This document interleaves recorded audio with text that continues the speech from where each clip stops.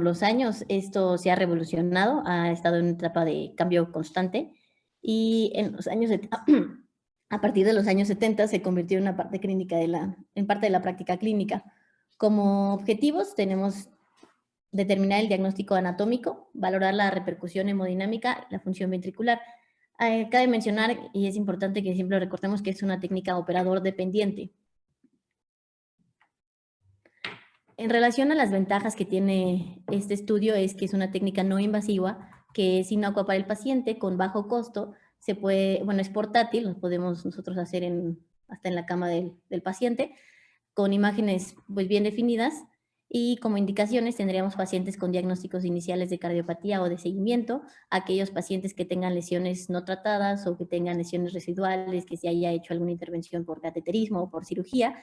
También es muy importante porque el ecocardiograma nos ayuda mucho pues, para valorar las válvulas, también pacientes con arritmias, pacientes con síndromes, con enfermedades sistémicas, y también podemos valorar la función ventricular. El ultrasonido genera imágenes de los órganos internos al reflejar la energía del sonido en las estructuras anatómicas en estudio.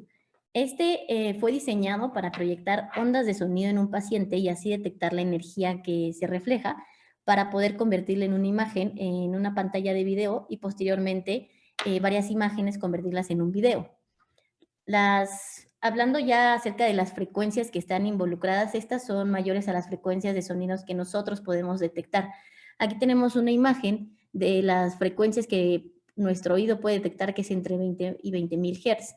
Y las frecuencias de ultrasonidos, bueno, las del ultrasonido que se pueden detectar son mayores a 20.000 Hz.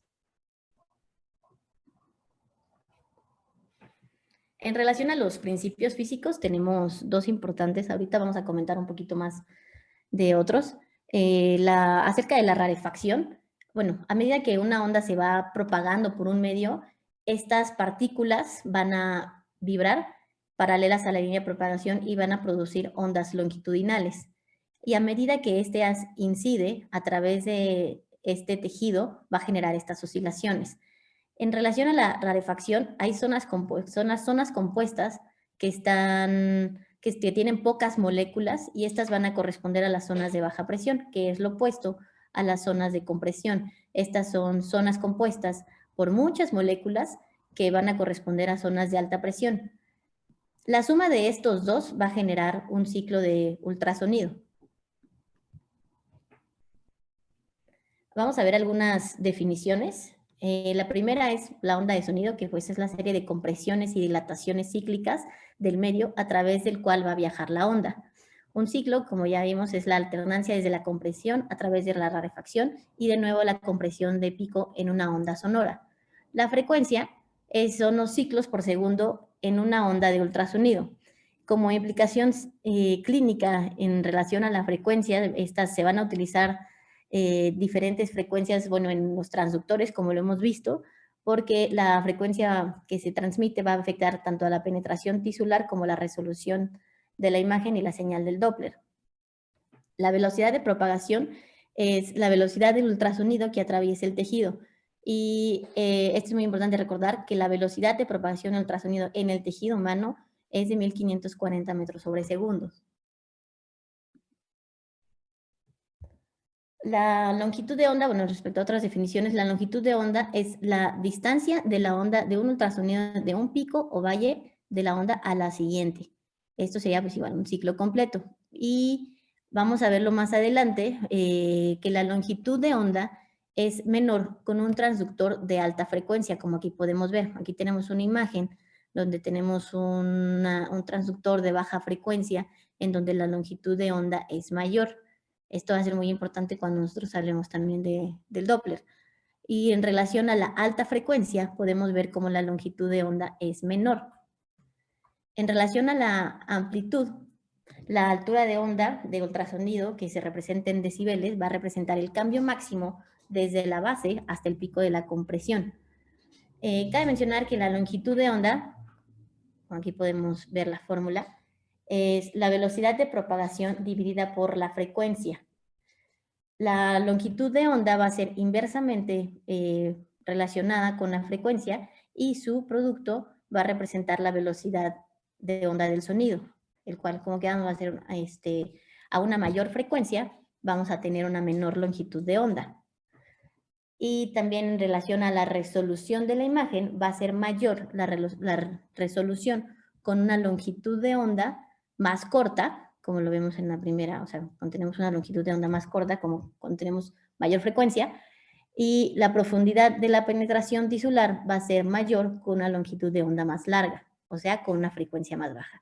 Esto lo vamos a repetir, les digo, más adelante, para que quede igual un poquito más claro, y por eso va a depender igual de los transductores que nosotros vamos a utilizar cuando nosotros hagamos algún estudio. En relación a la velocidad de la propagación del sonido a través de los diferentes tejidos, podemos ver que estos van a depender, bueno, esta velocidad va a depender de las propiedades físicas del tejido y va a variar considerablemente. La velocidad a través de un medio va a depender de la densidad y las propiedades elásticas o rigidez de un medio. Un ejemplo, por ejemplo, el aire, que tiene una velocidad de propagación, que es la que tenemos en amarillo, de 330. Aquí podemos ver, bueno, como en relación al pulmón, tiene una densidad baja, pero tiene una velocidad de propagación lenta. En comparación, como ya vimos en los tejidos blandos, que tiene una velocidad de propagación de 1540, y el hueso tiene una densidad muy alta y la velocidad de conducción es muy rápida, hasta 4080. Entonces ahí podremos pensar que quizá esto nos podría ayudar. Sin embargo, el hueso, aunque tenga una velocidad de propagación muy alta, no nos ayuda. Igual vamos a ver un concepto un poquito más adelante en relación a que además de la velocidad de la propagación en los tejidos, hay otro término que se llama atenuación. La atenuación es la pérdida de la fuerza de la señal que se causa por la absorción de la energía del ultrasonido por los tejidos.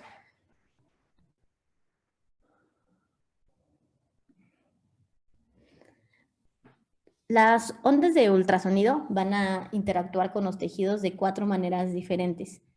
Aquí podemos ver, el primero es la reflexión, que es la reflexión. Este es un cambio en la dirección y el sentido del ultrasonido sin penetrar en el tejido. Entonces aquí viene nuestro haz, este es el tejido. Entonces choca contra el tejido, pero pues regresa en una dirección diferente. Y esto va a ser utilizado para crear imágenes de ultrasonido. Aquí el reflejo va a ser mayor cuando el haz del ultrasonido es perpendicular a la interfaz del tejido, como podemos verlo aquí. En relación a la dispersión, es la radiación del ultrasonido en múltiples direcciones, como podemos verlo en este esquema, desde una estructura muy pequeña, y esta también va a ser base de la ecografía Doppler. Un ejemplo, por ejemplo, para la dispersión es que el pulmón tiene una densidad muy baja, pero como vimos, tiene una velocidad de propagación muy lenta. Como hemos comentado, tiene mucho aire, esta tiene mucha dispersión. En comparación con el hueso, que digamos que tiene una densidad alta, pero tiene una velocidad también de propagación muy rápida, con una velocidad de conducción muy alta. Sin embargo, el porcentaje reflejado pues va a ser mucho mayor en el hueso, y por eso es que no podemos ver bien las estructuras y deberíamos ver como una imagen hiperocogénica. En relación a la refracción, es aquí la desviación de las ondas del ultrasonido. Aquí tenemos nuestro haz, que aquí sí atraviesa el tejido, y hay una desviación de una trayectoria recta que venía debido a diferencias en la impedancia acústica. Esto se va a utilizar para enfocar el haz del ultrasonido y puede dar lugar a artefactos de imagen doble. En relación a la atenuación, como comenté previamente, pues es la pérdida de la fuerza de la señal que está causada por la absorción de la energía del ultrasonido por los tejidos, y va a depender de la frecuencia. Si tenemos más atenuación, tenemos menos penetración a frecuencias más elevadas. Con un transductor de una frecuencia más baja para proyecciones apicales o en pacientes grandes, o sea, por eso cuando tenemos un paciente con un poquito más, o sea, con mucho tejido adiposo, pues necesitamos también un transductor de baja frecuencia. Entonces, tenemos que tener muy en cuenta estos 4 conceptos en relación a la interacción del ultrasonido. Aquí en esta diapositiva tenemos 2 tipos de transductores, un transductor de 1 millón de hertz y un transductor de 3 millones de hertz. ¿Cómo quedamos? Cuando tenemos un transductor de mayor frecuencia, nuestra longitud de onda va a ser menor. Y cuando tenemos un transductor de menor frecuencia, nuestra longitud de onda va a ser mayor. Aquí vamos a tener dos conceptos que son penetración y resolución. La penetración es al registrar las distintas interfaces de los ecos, va a existir mayor dispersión del sonido y esta energía se va a atenuar y hay menor energía disponible para que nosotros podamos penetrar más profundo dentro del cuerpo. Y la resolución es la capacidad de distinguir dos objetos cercanos y esto se va a referir a la capacidad de diferenciar dos estructuras ubicadas a lo largo del eje del ultrasonido. Entonces aquí podemos ver cómo el transductor que tiene más frecuencia, la menor longitud de onda, tiene una mayor atenuación y esto hace que penetre menor en los tejidos, pero tengamos una mayor resolución. Y en el transductor de menor frecuencia con una longitud de onda mayor, tenemos mayor penetración y menor resolución. Esto, como les comentaba, pues lo de la frecuencia va en relación también, por ejemplo, a qué transductor vamos a terminar ocupando en los pacientes. Entonces, en un paciente, por ejemplo, neonato, en donde la pared torácica pues, es pequeña, no necesitamos un transductor que nos permita una mayor penetración. Podemos tener un transductor de frecuencia alta que sea una menor penetración, pero así podemos tener una adecuada resolución. Y en cambio, en los pacientes con mucho tejido adiposo, pacientes que ya son muy grandes, son los adultos, igual que no es tan fácil ver, no es que tengan tan buena ventana como en los neonatos, podemos utilizar un transductor de baja frecuencia que va a tener una mayor penetración, sin embargo va a tener una menor resolución. En relación a los transductores, bueno, los transductores de ultrasonido van a utilizar un cristal piezoeléctrico para transmitir y recibir señales de ultrasonido alternativamente. Estos cristales piezoeléctricos van a transformar la energía eléctrica en sonido y viceversa. El enfoque se va a lograr a través del uso de una lente acústica colocada sobre la superficie del transductor o construyendo el cristal piezoeléctrico de forma cóncava. Los transductores tienen dos haces, un haz paralelo, que es el campo cercano, y que al final va a diverger en una forma cónica, que es el campo lejano. La imagen óptima va a ser siempre en el campo cercano, y hay que recordar que el objetivo, de la ecocardiografía es maximizar la longitud de campo cercano.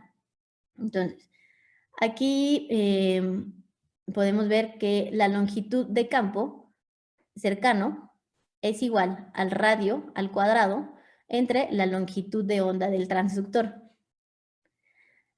Por eso la longitud del campo cercano va a depender de la frecuencia y el tamaño del transductor.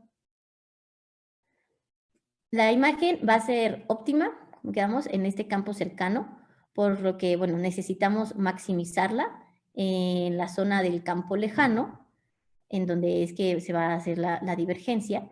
Y como vamos a ver en esta diapositiva, vemos la relación entre el tamaño del transductor y la frecuencia de la emisión y las características del campo cercano o área de interés. Aquí podemos ver que el campo cercano, aquí tenemos, 4 tipos de transductores. Estos son de 10 milímetros, y este es de una menor frecuencia en comparación con 2 millones de hertz y 4 millones de hertz. Y estos son transductores más pequeños, que aunque tenga, este tiene 4 millones de hertz y 2 millones de hertz. Podemos ver cómo estos van a tener son más grandes, tienen una mayor longitud del campo cercano, con una menor dispersión. Sin embargo, pues vamos a tener una mejor imagen con este transductor que tiene 4 millones de hertz, que es uno de mayor frecuencia. El campo cercano, digamos que es la parte proximal, se va a agrandar si se reduce la longitud de onda. Y esto, ¿cómo vamos a reducir la longitud de onda? Recordemos que es con un incremento en la frecuencia. Entonces, por eso siempre hay que recordar que si tenemos una mayor frecuencia, tenemos una menor longitud de onda. Y la frecuencia del transductor, el tamaño y el enfoque van a interactuar para afectar la calidad de las imágenes en los campos cercanos y alejados.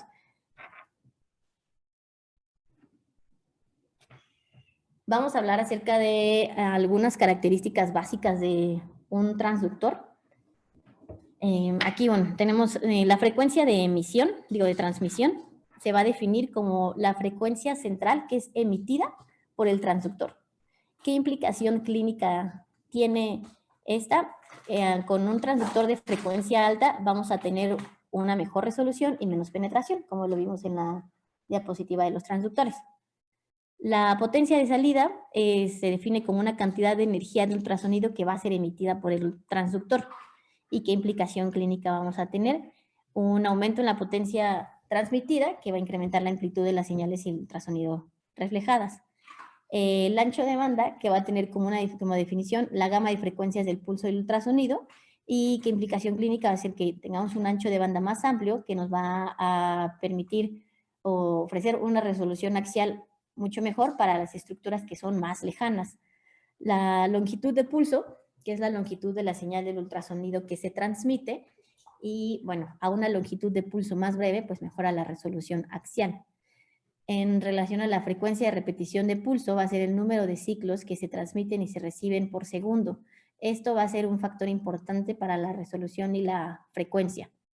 La profundidad focal va a ser la forma y el enfoque de las que se van a utilizar para optimizar la resolución del ultrasonido a una distancia concreta del transductor, y como implicación clínica podemos ver que las estructuras cercanas al transductor pues se van a visualizar mejor con una profundidad que sea focal y corta, y las estructuras que ya son un poco más lejos se pueden ver con una profundidad focal larga. La abertura es la superficie de la cara del transductor donde se va a transmitir y se va a recibir el ultrasonido. ¿Y qué implicación tiene? Es que la abertura más amplia va a ofrecer un haz que esté más enfocado, y una abertura más pequeña va a permitir una resolución mejorada. Tenemos diferentes tipos de transductores.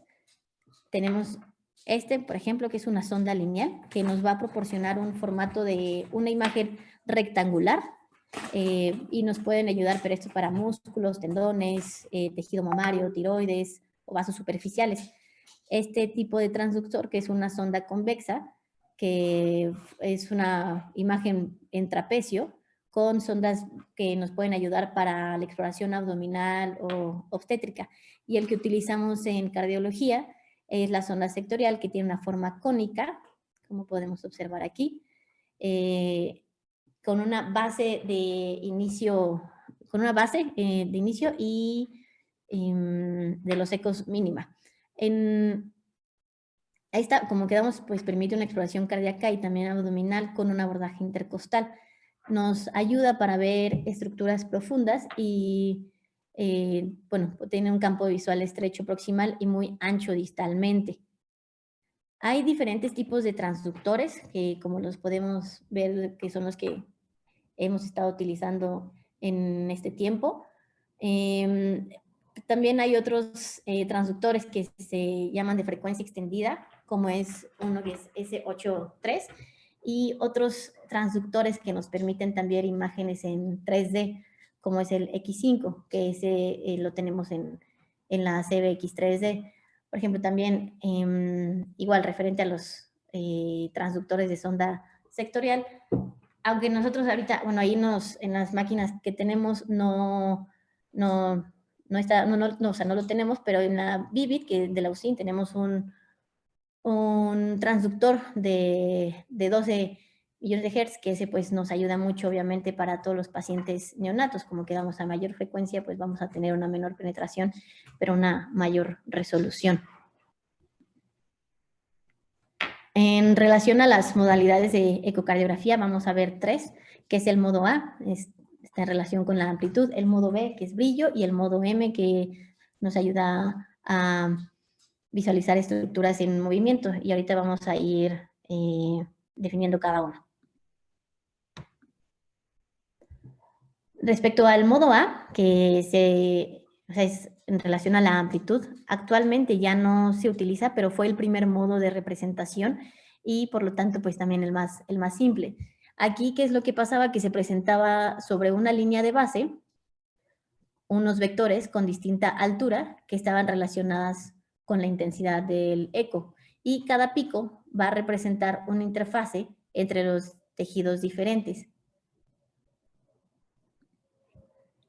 El modo B o bidimensional, que es brillo, como ya lo conocemos, es bueno, un barrido de un sector de un plano de imagen tomográfica que va a ser con movimiento en tiempo real, y el brillo era proporcional a la amplitud y profundidad del deflector.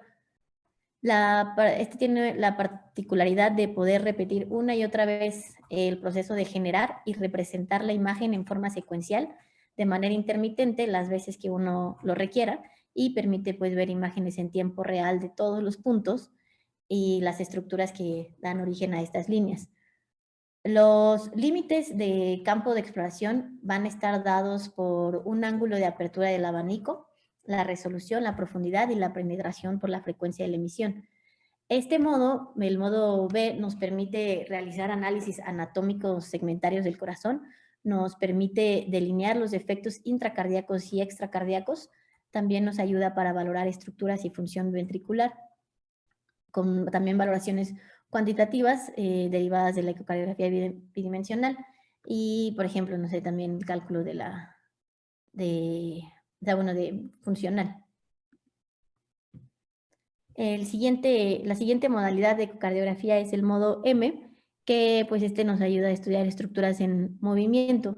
El modo M es una representación a lo largo del tiempo de la señal emitida y recibida por un solo de los cristales de la sonda. Nos va a ayudar a permitir identificar el movimiento intracardíaco que sea muy rápido, porque la velocidad de muestreo se sitúa unas 1800 veces por segundo en comparación a la frecuencia que nosotros vemos en la imagen 2D. La distancia o profundidad desde el transductor se va a representar en el eje vertical y el tiempo, entonces la distancia se va a representar en el eje vertical y el tiempo en el eje horizontal. Las mejores imágenes se van a conseguir cuando el haz del ultrasonido incide de manera perpendicular con las estructuras cardíacas. Este modo M es utilizado para estudiar estructuras que se mueven con rapidez, como son las válvulas cardíacas, así como para medir también el grosor de las paredes y el tamaño de las cámaras cardíacas. Nos ayuda a evaluar también la función ventricular izquierda y, pues bueno, va a estar limitada cuando existen algunas alteraciones en la movilidad segmentaria o si existe también movimiento septal paradójico.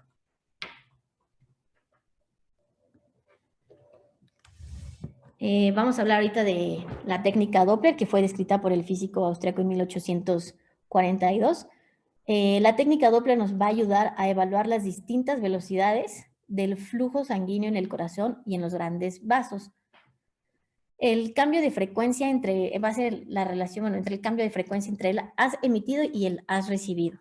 Entonces, hay que mencionar que en una estructura estática, el haz que se refleja siempre va a conservar la misma frecuencia con la que se emitió. Al contrario de una estructura que esté en movimiento, que el haz reflejado va a cambiar su frecuencia, puede aumentarla o disminuirla según se acerque o se aleje de nuestro transductor. Entonces aquí tenemos el esquema clásico de una ambulancia, en donde, bueno, aquí la ambulancia se está alejando de sujeto A y vamos a ver cómo la va a escuchar menor y va a tener una frecuencia de sonido que aquí la longitud de onda va a ser mayor. Entonces, el eco que está alejándose, que sería el sonido se va a hacer más grave y pues la frecuencia va a disminuir. Entonces, aquí la frecuencia está más disminuida y vamos a tener una longitud de onda mayor. Vamos a escuchar el sonido un poco más grave y nosotros lo vamos a ver representado más adelante, igual lo voy a explicar, en el Doppler color lo vamos a ver representado como el color azul. En comparación con, bueno, el sujeto B al que se está acercando la ambulancia, podemos ver como el eco que está recibiendo tiene una mayor frecuencia, por lo tanto tiene una longitud de onda menor, aquí se puede observar, el sonido se escucha más, el sonido está más agudo, y en relación al color lo veríamos con un color rojo. Entonces esto es muy importante que nosotros lo entendamos para que así también cuando nosotros estemos haciendo los ecocardiogramas podemos discernir y podemos identificar la dirección de los flujos. Cuando tenemos cambios en la velocidad o velocidades aumentadas, se va a producir algo que se llama el mosaico de colores, que igual lo vamos a ver un poquito más adelante. No sé si tengan ahorita alguna duda con lo que he explicado, ahorita también en relación al efecto Doppler.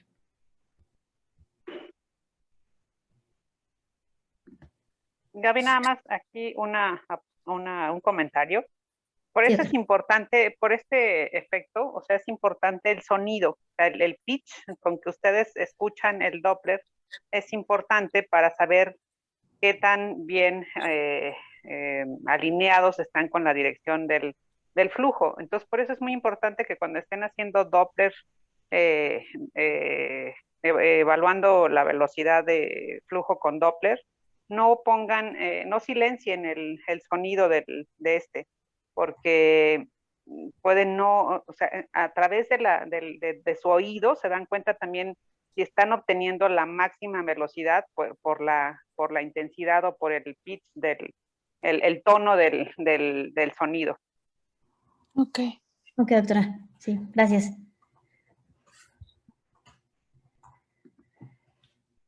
Bueno, aquí vamos a hablar acerca de las mediciones del flujo, bueno, de cómo colocar el transductor o si en relación a si lo colocamos paralelo o perpendicular, cómo podemos determinar la medición en el flujo. Entonces, para lograr una buena medición del flujo de sangre, que sea exactas, necesitamos un ángulo de intersección paralelo entre el haz del ultrasonido y la dirección del flujo de sangre. Aquí, bueno, suponiendo que las líneas rojas son el flujo de sangre, y aquí nuestro transductor que emite el haz, el cual se encuentra paralelo, vamos a ver que no hay ningún, bueno, no se produce ningún ángulo. Entonces, el coseno de un ángulo de 0, recordemos que es 1.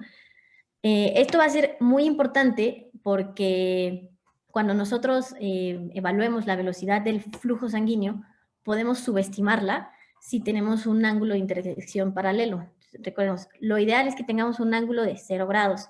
Si nosotros llegamos a tener un ángulo, por ejemplo, de 20 grados, nosotros tenemos un error del 6%. Y si nosotros llegamos o sea, cuando no nos podemos alinear bien y hacemos un ángulo de 60 grados, el error va a ser de 50%. Por eso esto es muy importante y cuando nosotros hagamos los ecocardiogramas, siempre intentar que sea pues lo más paralelo posible por esta situación, en que si nosotros nos desviamos un poco, podemos subestimar las velocidades. Como vamos a ver ahorita en el otro esquema, si no es paralela la velocidad, se puede subestimar y podemos tener errores en las mediciones hemodinámicas.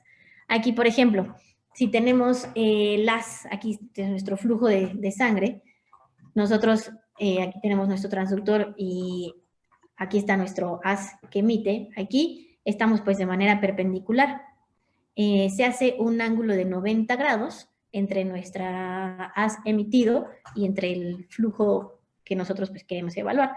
En este caso, pues como estamos de manera perpendicular, no hay desplazamiento de frecuencia, ya que el ángulo de coseno de 90 es 0. Entonces, por eso aquí no podemos evaluar, no vamos a detectar ningún flujo sanguíneo, ninguna velocidad. Entonces, esto hay que recordarlo mucho para cuando nosotros evaluemos. Entonces, cuando vamos apenas empezando, como que obviamente no tenemos o ese cuidado en tener este haz de ultrasonido paralelo.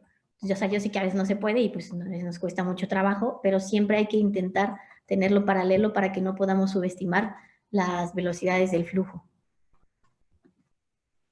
En esto también es importante, Gaby, las máquinas, prácticamente todas, tienen la posibilidad de modificar el ángulo de interrogación. Tú lo puedes hay un botoncito donde tú lo mueves y tiene una flechita donde te van marcando los grados. Entonces, eso es para que trates de alinear lo mejor posible con la dirección del flujo. Pero también es importante esto, no modificar este ángulo de flujo, o sea, en la medida de lo posible no modificarlo, y si es necesario, solo hacerlo no más allá del 20%, porque si no igual vamos a tener un margen de error mucho más alto. Ok, doctora. Sí, gracias. Vamos a hablar ahorita de las modalidades.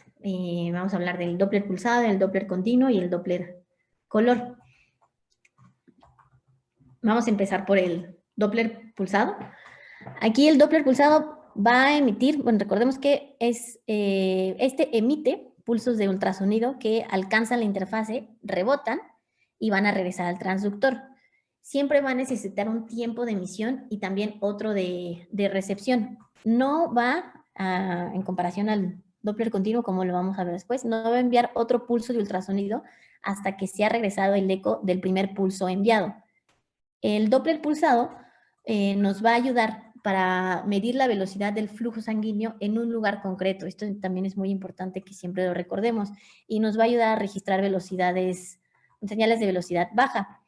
Si nosotros llegamos a tener, por ejemplo, la máxima velocidad que un flujo sanguíneo puede ser determinada sin que tenga ninguna ambigüedad, va a ser dada por el límite de Nyquist, que este límite es la velocidad máxima del flujo que puede ser medida ya con exactitud. Si nosotros superamos la saturación de la señal, vamos a ver lo que es el aliasing. Y el aliasing se va a manifestar en el espectro Doppler pulsado como una saturación del mismo, que va a rellenar toda la escala y va a impedir que nosotros podamos conocer y determinar adecuadamente la velocidad del flujo. La frecuencia con la que el transductor va a emitir los pulsos de sonido van a depender también de la profundidad a la que se encuentre la interfase que refleja el eco. Ahorita vamos a ver unas imágenes en relación al Doppler pulsado. Entonces, como quedamos, emite una señal y no va a emitir otra señal hasta que regrese esta misma señal. Aquí vemos una imagen del Doppler pulsado de flujo de salida en el ventrículo izquierdo. Como había comentado igual brevemente, en el eje horizontal vamos a evaluar el tiempo y en el eje vertical vamos a evaluar la velocidad. Aquí podemos ver también que está la línea de base y podemos ver con totalidad la curva de la velocidad que se aleja del transductor. Aquí esta es otra imagen en donde podemos ver que tenemos una imagen que tiene unas ganancias de 13 decibeles y otra de 7 decibeles, que ajustándolo podemos ver un poquito mejor. Esto va en relación con los controles estándar del instrumento Doppler, que van a ser la potencia de salida, la ganancia del receptor, los filtros de paso alto y la escala de velocidad del desplazamiento en la línea de base. Y aquí, en relación al aliasing y al límite de Nyquist, podemos ver en esta primera imagen que es un trazado que se muestra en forma estándar. Aquí podemos ver la línea de base en el centro, el límite de Nyquist aquí en la parte inferior y superior, y podemos ver cómo aquí en la parte superior de la señal, el flujo eyectivo del ventrículo izquierdo se ve, o sea, no se ve completo, hay un aliasing. Y este grado, bueno, de aliasing se puede también resolver en algunas ocasiones cuando nosotros movemos la línea de base. Aquí, por ejemplo, esta es una imagen donde está el aliasing y pues no podemos, o sea, la línea de base está en el centro. Aquí ya no hay ninguna modalidad, bueno, ninguna otra cosa que en relación al Doppler pulsado podamos hacer. Es por esto que cuando nosotros tenemos un aliasing, la mejor manera de que podamos resolverlo es con el Doppler de onda continua, como lo vamos a ver más adelante. Otros métodos para que también nosotros podamos evitar el aliasing es disminuir la profundidad, también ajustando la escala al máximo, o pues como que aumentamos, moviendo la línea de base. Como implicaciones clínicas, hay que recordar que en cuanto mayor es la profundidad, menor va a ser la velocidad máxima medible en el Doppler pulsado.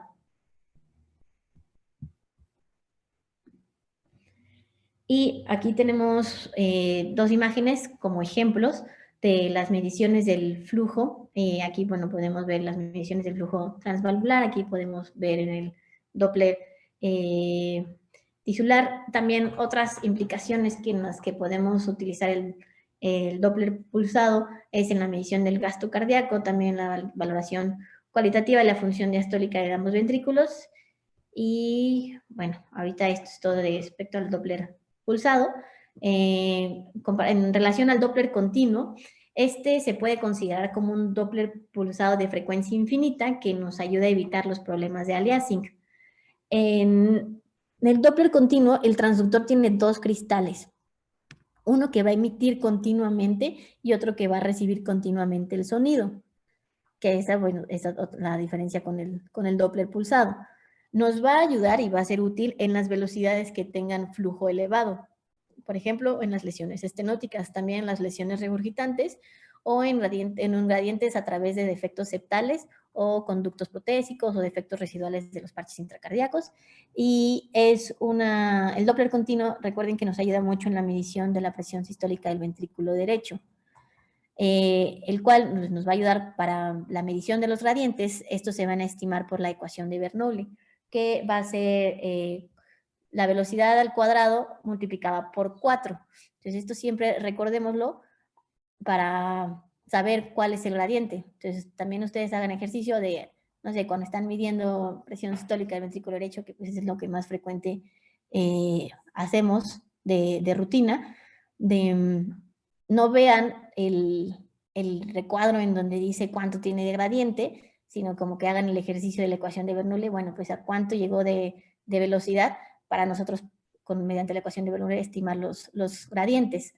El Doppler de onda continua nos va a permitir la medición exacta de las velocidades de flujo alta sin que tengamos aliasing de la señal como en las lesiones estenóticas o regurgitantes, y estos incluyen señales de toda la longitud de las del ultrasonido.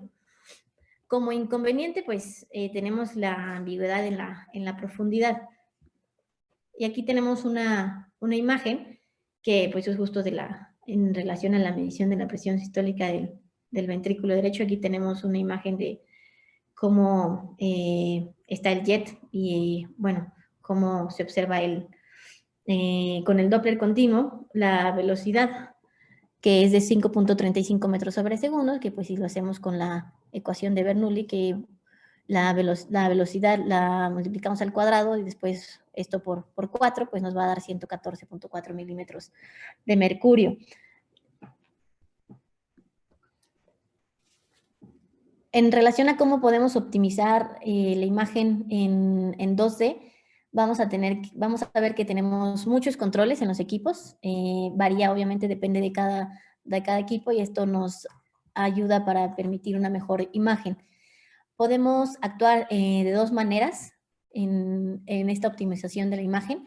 Una es en el preprocesado y otra es en el postprocesado. En el preprocesado vamos a intervenir en la calidad para la formación de la imagen, y en el postprocesado vamos a intervenir para mejorar la calidad de la imagen visualizada.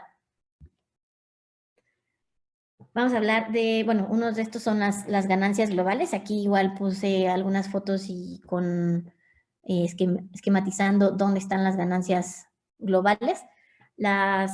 Aquí, las señales de ultrasonido que van a regresar al transductor en las distintas interfaces son extremadamente débiles y por lo tanto es necesario que nosotros las amplifiquemos. Para compensar la pérdida global de la intensidad, esta amplifica artificialmente la señal que viene de dos cristales y que va a ser independiente de la profundidad de origen, añadiendo a esto unos decibeles para determinar toda la onda reflejada sin aumentar su potencia de salida. El ajuste que tiene para compensar la atenuación de la señal que sufren las ondas de distintos tejidos. Por ejemplo, en pacientes obesos que tienen mucho panículo adiposo, esto se convierte como un excelente aislante acústico. Esto nos resta energía a la sonda sonora para que nosotros podamos llegar a tejidos más profundos, de tal manera que en las interfaces más profundas van a reflejar sus ondas sonoras con poca intensidad y estas van a convertirse, que se convertirían en unas débiles y oscuras imágenes ecocardiográficas. Por eso aquí nosotros podemos ajustar la imagen, como lo vemos en esta diapositiva. Aquí tenemos, por ejemplo, una ganancia global muy alta y provoca una imagen muy brillante en comparación a esta imagen que tenemos ya unas ganancias un poco más adecuadas, pero el punto aquí también, o sea, no es la mejor imagen, o sea, tenemos como unas ganancias muy bajitas que nos ayuda a perder algunas estructuras.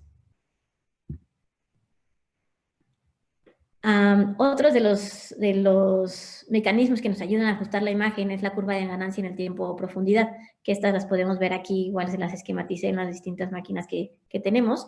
Y en comparación aquí con las ganancias globales, bueno, esto igual va a amplificar la señal que viene de los cristales como la ganancia global, pero aquí sí podemos discriminar por zonas en comparación a la ganancia global. Esto va a controlar la ganancia según la profundidad de la imagen. Y son cursores que están independientes en forma vertical y cada uno tiene un rango asignado de profundidad. Por ejemplo, los superiores son los que nos ayudan a obtener una mayor ganancia en los campos superficiales y los inferiores nos ayudan a producir una mayor ganancia en los campos más profundos. Tanto la ganancia global como la ganancia en el tiempo o profundidad son un postproceso, no solo van a amplificar la señal, sino también el ruido y afecta a toda la imagen por igual. Aquí podemos igual ver dos imágenes en donde las curvas de ganancia del tiempo pueden ayudar pues, en las imágenes panorámicas.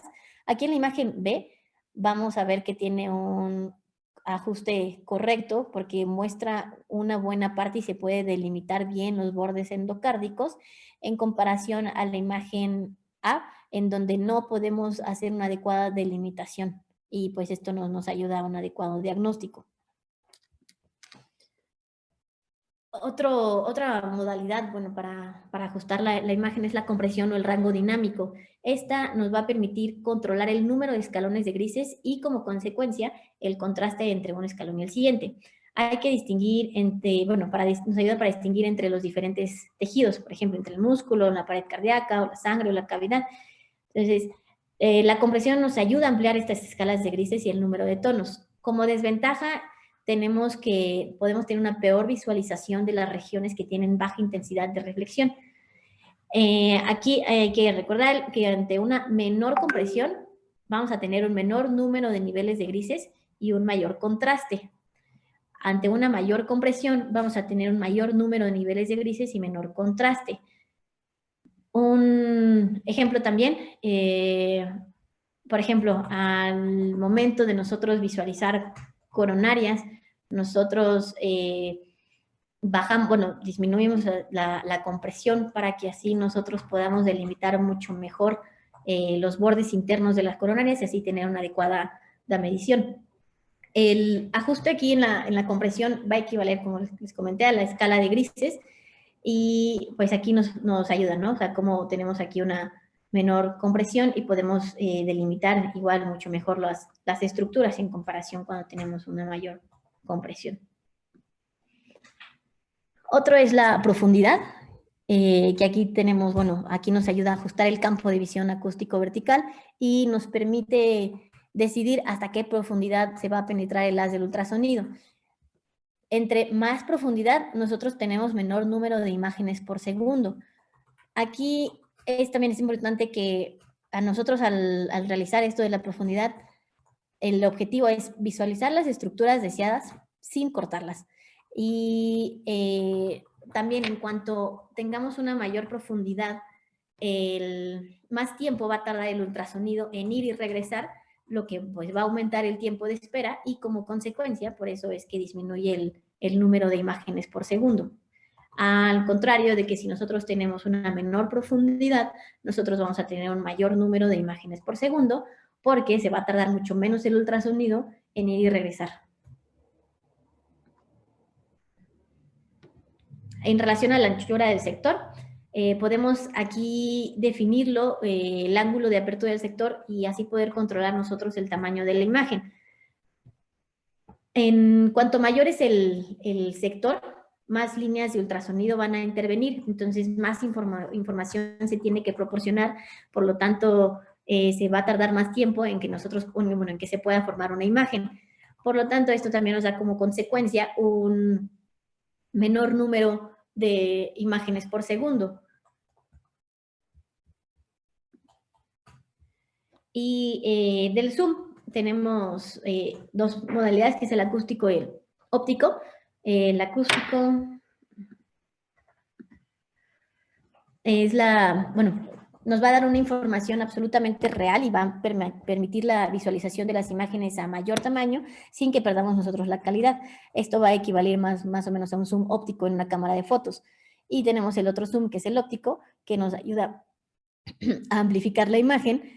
Presenta una imagen calculada a partir de la información que ya se tiene, la información real, pero lo malo de esto es que nos empeora la calidad, y esto va a equivaler a un zoom de una cámara digital. El zoom nos va a ayudar a ampliar una zona concreta de la imagen para visualizarla de mejor manera. Otro ejemplo, que igual, bueno, ya lo comentamos en compresión, pero también para que nosotros lo tengamos en cuenta, es en la evaluación de las coronarias, en donde es importante que nosotros hagamos de 2 a 4 zooms para nosotros visualizar adecuadamente los bordes también, además de la compresión. Y el foco. Esto nos va a ayudar a evaluar las estructuras a una profundidad en específico. Aquí, bueno, el haz de ultrasonido se va expandiendo a medida que penetra en el cuerpo, lo que va a aumentar la distancia entre línea y línea, disminuyendo la resolución. Por eso es importante que nosotros enfoquemos las estructuras de interés para que nos ayude a mejorar la imagen. Y por último, en relación al Doppler color, emplea el principio del Doppler pulsado, transforma el efecto Doppler en colores, añadiendo a la imagen 2D la visualización de la dirección y las características del flujo. Se registra en un tiempo real junto con la imagen 2D simultánea. Es ángulo dependiente y están sujetas a aliasing de la señal. La cantidad de la variación en la señal de la velocidad en cada lugar se puede codificar en una escala de color como varianza, y la varianza es el reflejo del aliasing de la señal o de la presencia de múltiples velocidades o direcciones de flujo turbulento. Aquí, igual como lo vimos en el Doppler pulsado, cuando la velocidad supera el límite de Nyquist, se va a producir el aliasing, de manera que los flujos pues van a ser más rápidos los que se acerquen al transductor y pueden pasar de rojo a azul o viceversa de los que se alejan del transductor. Bueno, recordemos que si tenemos aliasing es porque tenemos una velocidad de flujo alta. Aquí tenemos unos ejemplos. Recordemos que el Doppler color es útil en el seguimiento del flujo sanguíneo a través de cavidades cardíacas y de las arterias y de las venas. Nos ayuda también para detectar defectos septales o conexiones sistémico-pulmonares, lesiones estenóticas, también en la valoración de cortocircuitos o lesiones regurgitantes. Entonces, aquí, bueno, nuestro transductor está acá. Recordemos, todo lo que se está alejando se va a ver en color azul, todo lo que se está acercando se va a ver en color rojo. Aquí podemos ver que, bueno, en el Doppler color vamos a tener una escala. Los números por arriba y por debajo de la escala nos van a indicar el rango de velocidades que pueden ser valoradas en centímetros sobre segundos. Aquí esta es otra imagen, que bueno, de hecho es del caso de Victoria, en la que tenía lesión mitral. Podemos ver, este es un eco transesofágico, en donde, al contrario de lo que vemos en el transtorácico, el flujo que se acerca, nosotros lo vemos en azul, en comparación del Doppler, bueno, del ecocardiograma transtorácico. Pero podemos ver aquí cómo se hace un mosaico de colores, y esto, bueno, aquí podemos ver que es un aliasing, porque aquí se supera la velocidad del límite de Nyquist, porque tiene una velocidad alta, por eso es que se torna turbulento y aparece como un mosaico de colores.